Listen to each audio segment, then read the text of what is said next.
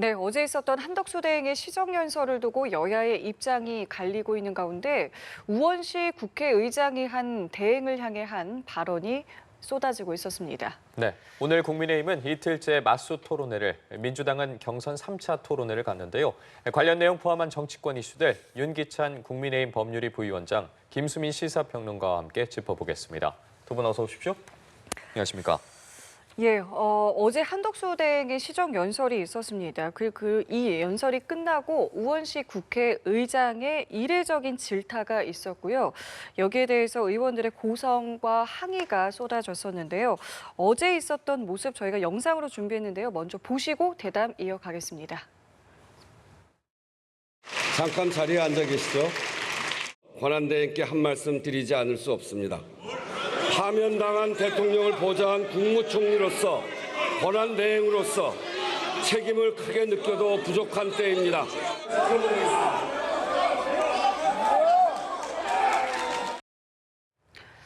예, 어제 시정 연설 이후의 모습이었습니다. 그러니까 우 의장이 한 대행에게 해야 할 일과 하지 말아야 할 일을 잘 구분해라라는 언급 이후에 저 같은 상황이 있었는데요. 국민의힘에서는 이렇게 이야기했습니다. 국회의장이 중립적이지 않았다라고요. 어떻게 보셨습니까?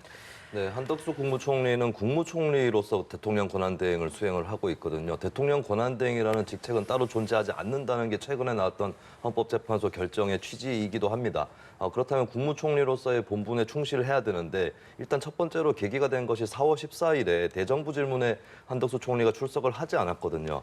보통 대통령은 국회에 출석해야 될 의무가 없지만 국무총리부터 국무위원들은 대정부 질문에 출석을 할 의무가 있고 통상적으로도 해왔습니다. 그런데 이 상황에서 대정부 질문에 출석을 하지 않은 점, 그리고 그것뿐만 아니라 대통령인 것처럼 마치 헌법재판관을 지명하는 이런 일까지 있었기 때문에 많은 사람들이 한덕수 총리가 총리가 아닌 대통령이나 다름없다라고 스스로 생각하는 것 아닌가 이런 생각들을 갖고 있는 것이고 실제로 그런 처신들이 있고 또 나아가서는 다음 대통령 선거에 출마할지도 모른다라고 하는 이런 이 설에도 휩싸여 있는 상황이거든요. 이럴 때 이제 저는 질타를 받을 수밖에 없다. 그러니까 우원식 의장의 어떤 언행이라든지 구체적인 어떤 강도 그리고 형식 이런 거에 대해서는 저는 이견은 있을 수도 있다고 봐요. 그러나 질타 자체에 대해서는 저는 문제 삼을 수 없을 정도로 한 총리에게 일단 책임이 있다라고 하는 거고 그리고 국회의장으로서 이거는 어떤 당파적인 지적이라기보다는 국회라는 기관에서 특히 대정부 질문 불출석이라든지 이런 문제를 포함한 이런 것들에 대해서 국회 대표자로서 지적할 수 있다. 저는 그렇게 생각을 합니다. 그러니까 어제 이제 두 가지 측면이었던 것 같아요. 하나는 이제 시정 연설 자체에 대해서 그리고 이후 이제 우원식 의장의 발언에 대해서 양당의 신경전이 대단했습니다. 어떻게 좀 보셨습니까? 이건 있을 수 없는 일이죠. 사실은 저희 국회법에 보더라도 국회를 대표한다 이렇게 돼 있죠. 그다음에 의사 정리하고 국회를 감독하고 질서 유지한다. 이게 국회의장의 법적인 의무예요. 권한이고. 근데 이게 무슨 상관인지 모르겠어요. 첫 번째는 지금 대선 정국입니다. 대선 정국에 저런 얘기를 애써 하신다는 것은 저건 선거운동의 다름 아니에요. 특히나 한덕수 권한대행이 출마하든 안 하든 그건 본인이 결정할 문제예요. 왜 그거를 국회의장이 한덕수 권한대행 국민의 하나입니다. 피선거권이 있는. 그럼 피선거권이 있는 국민 한 사람에게 출마할지 말지를 갖다가 압박한다. 이건 있을 수 없는 일이죠. 출마를 촉구하거나 이런 의사전달하는 거는 지지층이 가능한 거예요. 그래서 출마를 안 했으면 좋겠다라고 정치권에서 얘기는 할 수 있죠. 근데 국회의사당에서 공권력 행사 장소에서 국회의장이 권한대행에게 출마하지 않았으면 좋겠다라는 취지의 말을 에둘러서 하신 거잖아요. 뭐 할 일과 하지 않을 일을 구별한다 이런 말씀을 하셨지만 실제 누구나 다 그렇게 들었어요.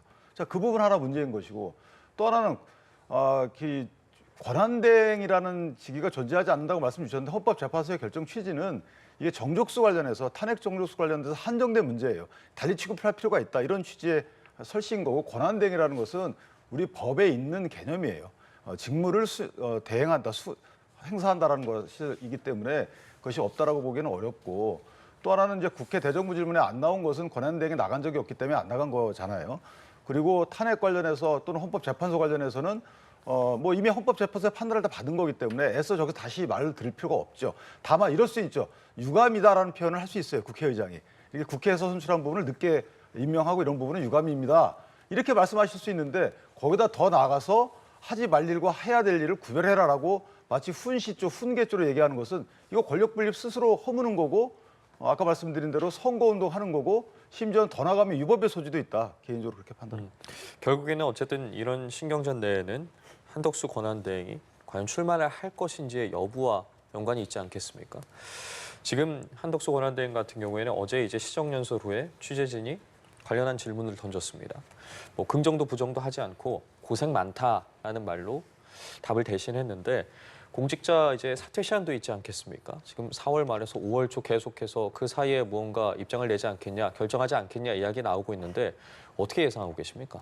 일단 한덕수 총리가 마음이 바뀔 가능성은 있겠지만 현재 상황에서 현재 생각으로는 출마를 하겠다는 쪽인 거라고 봐야 될 것 같아요. 노코멘트, not yet 이런 말을 외신과 인터뷰에서 하기도 했었고 어제도 기자한테 즉답을 하지 않는 것 이거 자체가 이제 거의 시인이다라고 봐야 되는 거거든요. 그렇다면은 출마는 임박한 것이 아닌가. 그렇고 이제 법적으로는 5월 초 이전에 사퇴를 해야 출마를 할 수 있기 때문에 적어도 그때는 사퇴를 할 것이고 나아가서는 이제 한 4월 말 정도 특히 이제 국민의힘의 경선에서 3차 경선 대진 완성될 전후 이 정도가 이제 일단 예상이 되고 다음 주 화요일 국무회의가 있기 때문에 그 직후가 되지 않을까 이런 예상을 좀 할 수밖에 없는 것 같습니다. 근데 지금 또 이미 여러 가지로 물의를 일으키고 있는 것은 과거에만 해도 대통령이 선거를 며칠 앞두고 여기저기 방문을 하면 이제 선거 개입이다 이런 비판들이 많이 제기가 됐고 역대 대통령 거의 모두가 그런 논란에 휩싸였거든요. 근데 한덕수 총리는 5년 단임제 대통령으로서 임기를 끝내는 입장이 아니라 그냥 대통령 권한대행이자 총리입니다. 그리고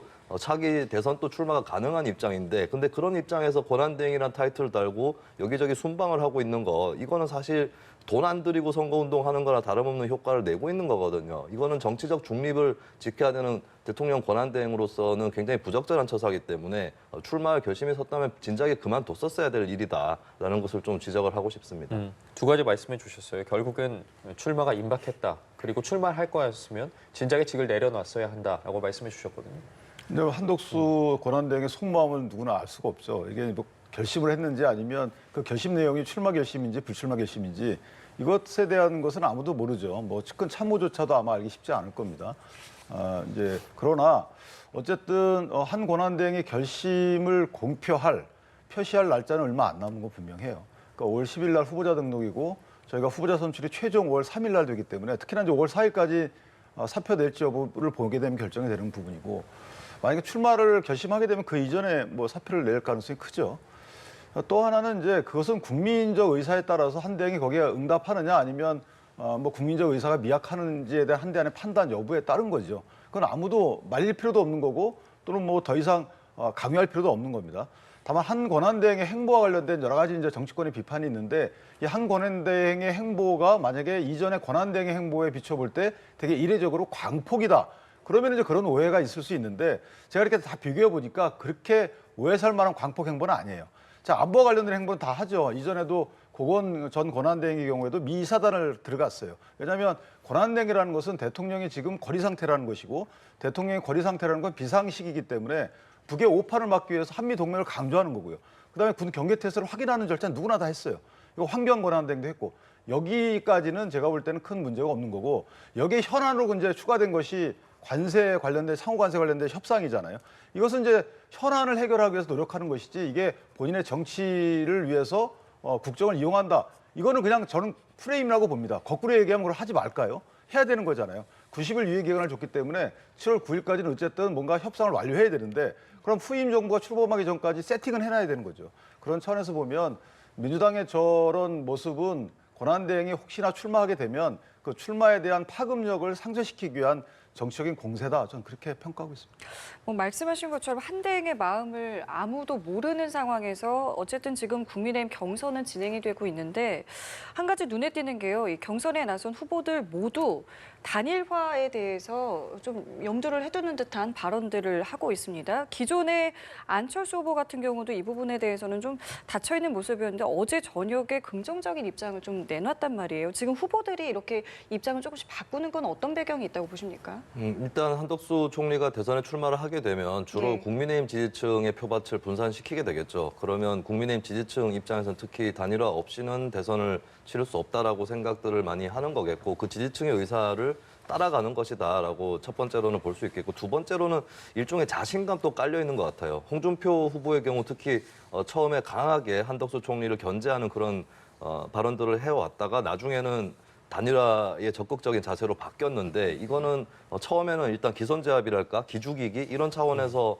좀 질러놓은 것이 있고 근데 나중에 돌아서는 것은 예전에도 사실 예측 가능한 행보였던 거거든요. 이게 협상 전략일 수도 있는 것인데 근데 또 좀 빠르게 돌아선 것은 사실 현재 국민의힘 경선을 치르고 있는 입장에서는 이 경선을 통해서 어느 정도는 이목이 집중이 될 것이고 또 거대 정당이기 때문에 그 거대 정당이 쌓아왔던 전통적 지지층이랄지 이런 것들이 결코 얇지 않다. 이런 차원에서 단일화에 들어갔을 때 국민의힘 후보가 승리할 거다라고 판단을 하고 있을 거예요. 그리고 이거는 국민의힘 지지층이나 이런 쪽이 아니라고 할지라도 제3자적으로 객관적으로 본다고 해도 거대 정당의 힘을 무시할 수는 없기 때문에 한덕수 총리하고 국민의힘 후보가 만약에 실제로 단일화에 들어간다고 하면 국민의힘 후보 승산이 높다고 저도 판단합니다. 그렇다면 국민의힘 입장, 그 주자들 입장에서는 어차피 단일화에 들어가면 우리가 자신이 이길 것이다. 이런 자신감도 한편으로는 깔려 있다. 이렇게 저는 진단을 합니다. 예, 이런 발언들에 대해서 어떻게 좀 보고 계세요? 뭐 저도 유사합니다. 지금 만약에 단일화를 우리가 분리하잖아요. 전체적으로 진영 간의 현재 국민적 지지율을 뭐 여러 추세로 보면 분리해 보이는 건 사실이거든요. 아직까지는. 그렇다면 힘을 합치는 건 당연한 거고 그 힘을 합치는 과정이 이제 한덕수 총리든 이준석 대표든 그 누구든 만약에 어느 정도 의사가 있다 그러면 합칠 거야? 그러면 합칩니다라고 답하는 것이 당연합니다. 왜냐하면 불리하기 때문에. 만약에 유리한 상황이라면 합칠 거야라고 하면 여러 가지 의견이 있을 수 있지만 이기려는 대선 그 경선 선거에서 힘을 합쳐야만 이기는 경우에는 당연히 힘을 합친다고 해야 되는 거죠. 이런 부분이 하나 있는 거고 역학구도가 하나 있는 거고요. 두 번째는 이제 한 대행에 대한 국민의힘 지지층의 지지율을 흡수해야 되거든요. 경선 단계에서는. 그런 전략적 차원이 또 하나 있는 거고 또 전략적 차원을 얘기한다 그러면 만약에 단일화를 회피하게 되면 마치 내가 자신 없어 보이는 듯한 이런 또 오해를 살 수 있기 때문에 그런 전반적인 의미로 단일화를 이제 선호하는 쪽으로 선회를 한 것 같은데 어제 토론에서 약간 또 뉘앙스가 달라진 부분은 없지 않아 있어요. 그래서 최종 입장인지 모르겠지만 어쨌든 전체적인 입장은 한 총리든 그 누구든 국민의힘 후보로 확정되게 되면 단일화할 의사가 있다라는 것으로 저는 요약이 됩니다. 지금 언급을 해주셨어요. 어제 그 토론회 관련해서 좀 어떻게 보셨는지도 궁금하고 오늘은 이제 한동훈 후보랑 홍준표 후보가 3시간 동안 맞붙지 않겠습니까? 지금 뭐 끝장 토론이다. 지금 뭐 굉장히 치열하게 맞붙을 거다 이런 예측들이 오고 있는데 어떤 부분 좀 눈여겨 봐야겠습니까? 네, 일단 뭐 어제 토론회 같은 경우는 저는 김문수 후보는 내리막이 시작이 된 거다. 그것을 보여준 토론회였다고 봅니다. 일단 본인이 탄핵에 반대하는 정치인, 그중에서도 강성인 정치인으로서 포지셔닝을 하면서 상대방으로는 탄핵 찬성파의 한동훈 후보를 골랐고 그리고 자신을 고른 쪽도 탄핵 찬성파였던 안철수 후보였거든요. 결국에 탄핵 문제가 쟁점이 될 수밖에 없는데 여기서 좀 유연성이라든지 이런 것들을 발휘하지 못하고 오히려 홍준표 후보와의 경쟁을 의식한 듯이 더 강성의 탄핵 이런 노선들을 보여줬다. 그리고 중간에 본인에 대한 문제들 예전에 뭐 벌금이 나온 문제들이라든지 뭐 폭행에 관련된 그런 의혹에 대해서도 뭐 대답을 했다가 결국 또 철회를 하고 다시 입장을 정정해야 되는 이거는 아마 이재명 전 대표가 허위사실 공표죄 이걸로 좀 홍역을 치르는 걸 보면서 본인도 그렇게 될까 봐 겁이 나서 그런 것 같은데 이런 것들이 다 준비되지 않은 그런 모습들을 또 보여준 거거든요. 이런 것에서 좀 김문수 후보는 내리막이 시작된 것 같고 홍준표 후보는 김문수 후보에 비해서 조금 더 이 운신의 폭이 넓은 것 같아요. 그리고 탄핵 찬성에 속하는 보수층에게도 어느 정도 구애를 해야 되겠다라고 하는 전략이 서 있는 것 같습니다. 그런 의미에서는 저는 홍준표 대 한동훈 대결은 한동훈 대 김문수 대결하고는 좀 다를 거다.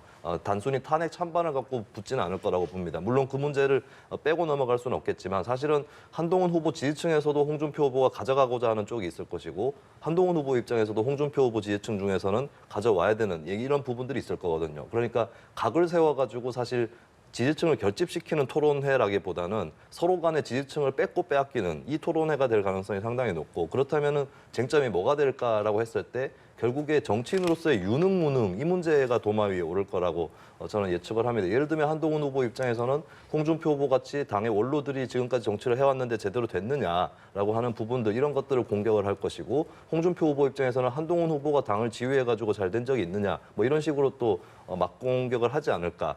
그래서 결국에 유능무능 문제 이것이 가장 중요한 쟁점이 될 것이라고 저는 전망을 합니다.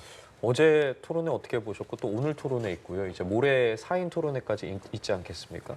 지금 경선 과정에서 이번 토론회가 지지층이 좀 마음을 움직이는데 유의미한 결과들을 낳고 있다고 보십니까? 어떻게 좀 바라보고 계세요? 저는 뭐 굳히는 결과를 낳고 있다고 생각을 해요. 뭐 예. 경선 단계니까 아픈 부분을 들추는 부분을 없는 경선을 치를 수는 없지만 사실은 이제 계엄 부분은 안 들쳤으면 좋겠다는 생각을 했어요.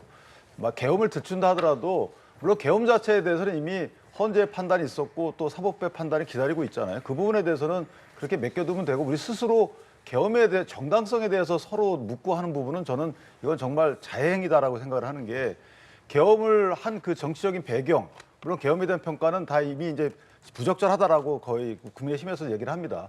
그럼 계엄하게 된 그 이전의 정치적인 평가에서 국회 전행 헌재도 결정문에 설치했잖아요. 이런 부분을 좀 부각시키면서 사실은 그러니까 이 경선이 곧 본선에 대비한 여러 가지 포인트를 쌓는 이런 식의 어떤 당의 세력을 확장하는 식의 좀 경선했으면 좋은데 계엄도 그렇고 탄핵 공방은 좀 불가피하다고 봅니다. 그거는 뭐 어차피 찬성한 분도 있고 반대한 분도 있기 때문에 그러나 계엄은 저는 계엄에 대해서 이 정당성이 인정이 된다라고 한 후보는 지금 없어 보이거든요. 그렇다면 그걸 서로 확인하는 과정은 굳이 당의 어떤 민심을 좀 위축시키는 이런 행보기 때문에 그건 좀 부적절하다는 생각이 드는 거고 예. 따라서 오늘 만약에 토론에서도 그렇게 갔으면 좋겠어요.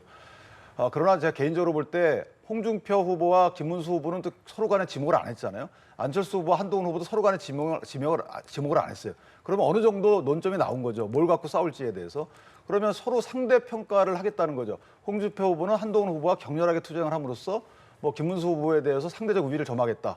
김문수 후보도 그래서 아마 한동훈 후보를 선택을 했을 것 같고 따라서 조용한 토론은 되지 않을 것이다. 다만 홍준표 후보와 한동훈 후보는 적대적 공생의 관계처럼 보여요. 그러니까 두 분이 같이 올라갈 가능성. 그러니까 결선에 두 분이 같이 올라가면 서로 상대방을 이길 수 있어. 이런 파트너 의식이 좀 있는 것이 아닌가라는 생각이 들어서 격렬한 공방을 펼치는 과정에서도 잠깐 휴전을 하지 않을까 뭐 그 정도 예상이 됩니다. 알겠습니다. 오늘 있을 토론에 대해서 두 분의 의견을 들어봤고요. 그러는 동안에 지금 속보가 좀 들어왔습니다. 서울고검에서 김건희 여사 관련해서 도이치모터스 사건에 대한 재기 수사를 결정했다라는 속보가 들어왔고요. 또 김건희 여사 명품백 수수 사건과 관련해서 무혐의 항고를 기각했다. 그러니까 항고 기각을 결정했다라는 속보가 나왔습니다. 이게 지금 재기 수사를 결정했다. 이 부분만 좀 짧게 좀 여쭤볼게요. 이 부분 뭐 어떤 겁니까, 이게요? 그러니까 저희 이제 헌재 결정문에도 있었던 거잖아요. 그러니까 저 과정이 검찰총장에 대한 그 탄핵 과정에서 있었던 부분인데, 그러니까 재기 수사라는 것은 다시 수사한 그 원처분청으로 돌려보내서 이게 좀 수사가 미진하니까 더 수사해라, 확인할 점이 있다. 이거하고 그다음에 이제 공소 제기 명령이라는 것도 있어요. 그건 이제 법원이 하는 건데 이거는 수사가 충분하니까 공소를 제기해라 이런 부분이 있거든요. 재정 신청에서 그러니까 약간 다른 겁니다. 따라 저 부분은 본인들이 확인해 보니까 약간 수사를 더 해가지고 해봐야만 이것이 혐의가 있는지 여부를 결정할 수 있을 것 같다라는 취지의 수사 미진에 따른 재기 수사 명령으로 보입니다. 알겠습니다. 이 관련해서 내용은 저희가 좀 계속해서 들어오는 대로 좀 다시 좀 전해드리도록 하겠고요. 이 부분도 좀 여쭤보겠습니다. 지금 이렇게 국민의힘 내부에서 이제 후보들의 이제 경선이 이제 치열하게 진행이 되고 있는데 정강정책 방송 연설이 이제 윤희숙 여의도 연구원장이 이 부분을 진행을 했는데 여기에 대해서 비상계엄 사태에 대해서 사과를 했습니다. 당에서는 이게 뭐 사전에 상의된 내용은 아니다라고는 했습니다만 어쨌든 이 방송 연설은 이제 송출이 된 상황이거든요. 이 연설에 대해서는 좀 어떻게 보셨습니까? 비상계엄 사태에 대해서 사과한다. 이 입장은 당과 상의되지 않았다고는 하는데 굳이 상의할 필요는 없었을 거예요. 왜냐하면 국민의힘이 명목적으로는 지금까지 비상계엄은 잘못됐다라는 입장을 되풀이해왔기 때문에 그런 당론의 연장선상 정도 있는 거 아닌가 이렇게 볼 수가 있을 것 같고 저는 이런 사과가 굉장히 미진한 사과라고 봅니다.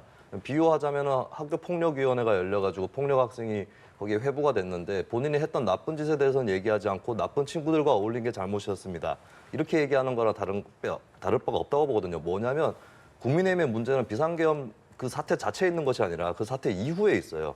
이 사태가 잘못됐다라면 그 잘못에 대해서 이거를 바로잡는 노력을 해야 되는데 탄핵에도 대다수의 의원들이 반대를 했고 그리고 탄핵 과정에서도 어떤 뭐 곽종근 전 사령관이라든지 이런 사람들이 뭐 진술이 오염됐다 혹은 거짓말을 하고 있다 회유를 받고 있다라고 하는 이런 모략 같은 것들을 했는데 거기에 대해서는 어떻게 책임질 건지 거기에 대한 답변이 나와야 됩니다. 곽 전 사령관이 진술이 흔들린 게 뭐가 있었습니까? 처음부터 일관되게 그 시니피앙 상으로는 인원이라고 했고 그 뜻이 의원이라고 했던 거 이런 것들은 다 일관된 것이었고 그리고 그만 증언을 하는 것이 아니라 지금 그 내란 혐의 재판에서도 드러나고 있지만 여러 그 군 관계자들이 같은 진술들을 하고 있는 거거든요. 근데 이런 사실관계 왜곡에 대해서 어떻게 책임을 질 건가 이 문제 상당히 중요한 것이고 그러면 비상계엄뿐만 아니라 탄핵에 대해서는 그러면 그때는 잘 몰라가지고 반대를 했는데 지금 와서 보니까 찬성할 일이었다 이렇게 사과를 하든지 뭐 더 나아간 사과가 나와야 된다. 자꾸 비상계엄 자체에 대해서 우리는 그때 반대했었다 이렇게 얘기하는 것으로 과연 충분한가 이 말씀을 드리고 싶고 그리고 결론적으로는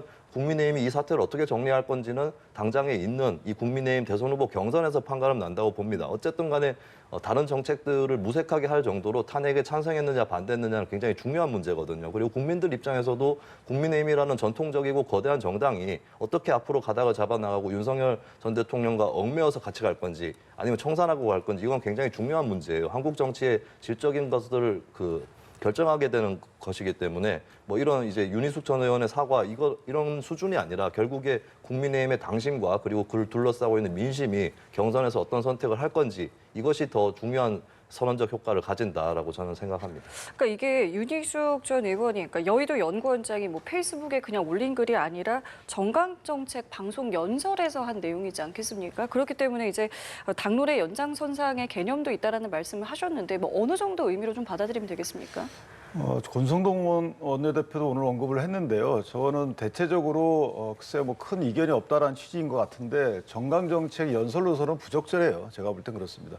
그러니까 사과는 우리는이라고 우리 안에 대통령이고 국민의 힘이 다 들어가야 되는 게 진정한 사과예요. 우리는 사실 대통령이 잘못했고 우리는 통보받지도 못했고 수평적 당정 관계가 아니어서 우리 책임은 없어. 이런 취지의 사과는 이건 국민의 사과라고 보지 않습니다. 그러니까 대통령을 잘라내서 그게 국민의 용서가 될까요? 만약에 부정적 평가가 있다면 이거 오롯이 국민의 힘이라는 정치 집단이 책임을 져야 되는 겁니다. 그럼 책임을 앞으로 어떻게 질지에 대해서 전향적인 사과를 해야 되는 거고 전향적인 조치에 대해서 얘기를 해야 되는 겁니다. 그리고 선거가 40일뿐이 안 남았어요. 이거 40일 동안에 부정적 이미지를 어떻게 이걸 끊어낼 것인가를 해야지 사과하면 다 국민들이 용서해 줄까요? 그러면 그렇게 됐으면 이재명 대표는 여태까지 다 사과를 했겠죠. 그다음에 헌재에서 결정문을 그렇게 설실했음에도 불구하고 민주당 사과 안 하잖아요. 탄핵, 그다음에 뭐 예산 삭감, 입법 폭주 사과 안 하잖아요.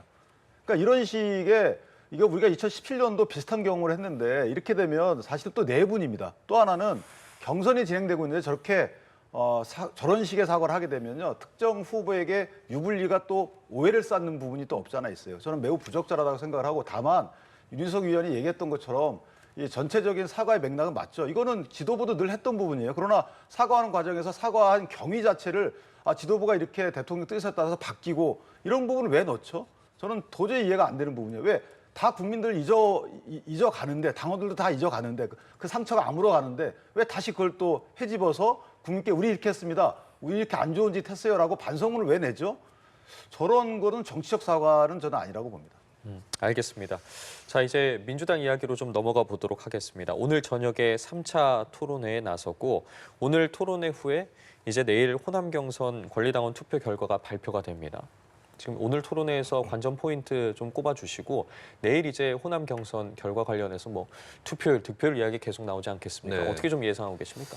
일단 민주당 경선은 뭐 국민의힘의 탄핵 찬성 반대와 같은 격렬한 이슈가 없는 상태고 또 후보 간의 득표율 격차가 꽤 크게 나기 때문에 좀 재미는 없다 뭐 이렇게 볼 수는 있겠죠. 그렇기 때문에 근데 역으로 정책적 쟁점이랄까 이런 것들은 더 두드러지는 것 같고 이런 부분은 민주당의 미래를 둘러싸고 보더라도 굉장히 중요한 문제가 될 것 같아요. 다시 좀 집중해서 봐야 될 의제들 몇 가지가 있는데 민주당이 2010년에 정세균 대표 시절에 뉴민주당 플랜이라는 걸 채택하면서 경제민주화, 무상교육 그리고 2011년에 후쿠시마 참사를 거치면서 탈원전 이런 쪽으로 좀 좌클릭을 해왔었거든요. 근데 그 15년의 역사가 어느 정도 이재명 전 대표를 통해서 좀 마감이 되고 우클릭으로 가고 있는 그 흐름입니다. 이거를 이제 김동연 후보나 김경수 후보가 최근에 또 증세론 또 들고 나왔고 원전에 관련해서도 이 전 대표하고는 조금 다르게 더 탈원전 쪽에 가까운 입장들을 내왔거든요. 이런 정책적인 차이, 그러니까 당내의 좌우를 가르는 이 차이들을 좀 주목해 볼 필요가 있고 이것이 앞으로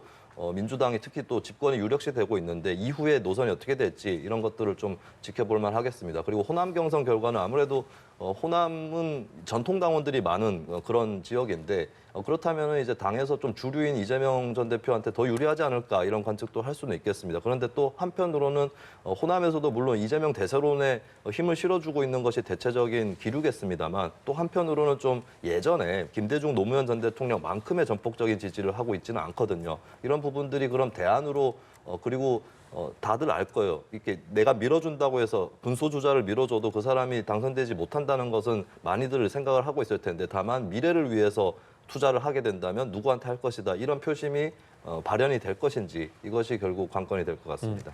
민주당 경선 과정에서 좀 어떤 부분 눈여겨보고 계세요? 저는 늘 말씀드리지만 그 민주당의 다음 주자, 다음 뭐 후계 주자의 등장 여부인데 아직까지는 그렇게 뚜렷해 보이지 않고 어쨌든 너무 격차가 나다 보니까 물론 이제 기울어진 운동장을 스스로 만들었던 부분도 있죠. 지도부 측에서. 그런 부분은 뭐 인위적으로 만들었으니까 저 두 분도 불만이 많을 텐데 그걸 하나도 시정하지 않고 그대로 밀고 나간다는 거죠. 그렇다면 대선 이후에 민주당도 어느 정도 상황 자체가 예상이 되는 거고 그래서 혼란스러워질 가능성이 있다. 오히려 지금 만약에 뭐 김동연 후보든 김경수 후보든 조금 더 치고 나와서 어느 정도 득표를 보여준다 그러면 오히려 안정적인 민주당 후계 구도가 형성이 될 텐데 그런 부분은 조금 아쉽다라는 생각이 들고 호남에서 이재명 대표가 어느 정도 득표율을 문재인 전 대통령 정도의 득표율만 얻으면 대선에서 상당히 획기적인 뭐 좋은 징조가 되겠죠. 그래서 아마 그래서 이재명 대표 입장에서는 그 부분이 좀 민감하게 보이시는 게 아닌가 이렇게 생각이 됩니다. 알겠습니다. 마지막 주제는 좀 짧게 여쭤볼게요. 어제 검찰이 문재인 전 대통령을 뇌물 혐의로 재판에 넘겼습니다.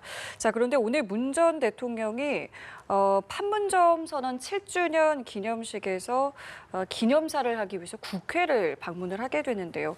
여기서 혹시 어제 있었던 이 기소와 관련된 입장을 혹시 밝힐지 이 부분이 좀 주목되는데 어떻게 좀 보고 계십니까? 네, 행사는 4.27 선언에 관련된 거기 때문에 행사 도중에 뭐 그런 입장을 밝히기는 어렵거나 불가능하지 않을까 이렇게 보이고 다만 이제 막전 막후에서 브리핑이라든지 혹은 언론과의 어떤 질의응답 이런 것들이 이루어질지에 따라서 가능성은 있다고 보여지고 저는 이제 입장을 밝히는 것이 더 맞다라고 생각을 합니다. 어쨌든 간에 기소가 되어 있고 그리고 본인이 이 소환 조사가 이루어지지 않았는데 책임이 어느 쪽에 있는지를 떠나서 소환 조사가 없었기 때문에 직접적으로 좀 대중 앞에서 또 소명해야 되는 그런 필요성도 있는 것으로 보이거든요. 관건은 이제 만약에 언급을 하게 될 경우에 어떤 프레임 그러니까 뭐 검찰 대 문재인 혹은 뭐 정치적인 구도 여기에 따른 어떤 설명 주장 뭐 정치 보복이라든지 이런 식으로 주장을 할 건지 아니면 혐의 내용에 대해서 직접적으로 반박을 하고 사실관계에 대해서 얘기를 할 것인지 이 부분도 상당히 중요하다고 봐요. 근데 저는 사실 지금까지 여러 정치인들이 후자의 방법이 아니라 전자의 방법을 통해서 많이 자기의 혐의에 대해서 얘기를 하는 그런 것들을 봐왔는데 사실 그렇게 얘기를 해버리면은 물론 정치 구도에 의존해서 판단하고자 하는 국민들은 그걸 믿거나 안 믿거나 하겠지만 사실관계가 중요하다고 생각하는 국민들한테는 그렇게 충실한 소명은 아닌 거거든요. 그런 의미에서는 문 전 대통령이 어떤 검찰이 의심하고 있는 그 내용에 대한 반박, 혐의 내용에 대한 반박이 좀 이루어졌으면 한다라는 생각이 듭니다. 예, 어떻게 보세요? 뭐 입장까지 내놓을까요? 어떻게 보세요? 저는 어제 윤건원 의원이 이제 어느 정도 입장을 냈잖아요. 그렇기 때문에 문 전 대통령께서 입장을 내지는 않을 것 같고 입장을 내려면 사실은 공소장을 수령한 뒤에 내야 되잖아요. 그러니까 아직까지 공소장 부분이 대통령이 가지 않았을 겁니다. 그러면 공소장을 보고 나서 공소 내용을 보니까 이렇더라라고 해서 사실관계 말씀하신 대로 사실관계에 대한 반박 겸 이게 정치적인 뭐 수사든 어쨌든 이런 입장을 내는 게 맞지. 지금 내게 되면 검찰이 기소한 내용 자체를 모르시고 낸 거기 때문에 오히려 정치적인 입장이다. 그런 오해를 살 수가 있기 때문에 그런 시간적 여유를 갖고 내지 않으실까 싶습니다. 예, 알겠습니다. 오늘 두 분 말씀은 여기까지 듣겠습니다. 지금까지 윤기찬 국민의힘 법률위 부위원장, 김수민 시사평론가와 함께했습니다. 두 분 고맙습니다. 감사합니다.